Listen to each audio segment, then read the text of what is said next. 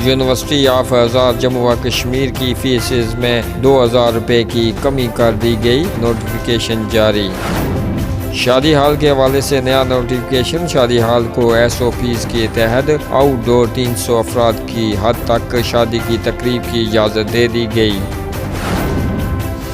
मीरपुर जड़ीका से रोड पर तेज रफ्तारी के बाइस गाड़ी उलट गई, ड्राइवर मौजूदाना तौर पर महफूज रहा। मीरपुर आज़ाद कश्मीर गिरफ्तार कार चोरों ने दौरान तफ्तीश मजीद चोरियों का भी इंकशाफ किया। SSP राजा इरफान सलीम की जानिब से जारी press release.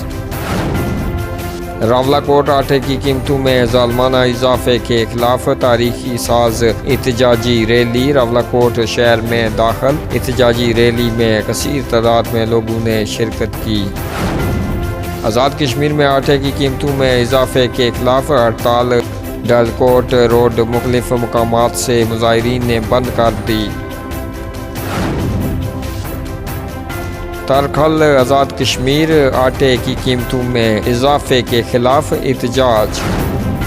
Azad Kashmir lockdown में कारोबारी बंदिश वाले दिन करियाना स्टोर को भी खुला रखने की इजाज़त मिल गई।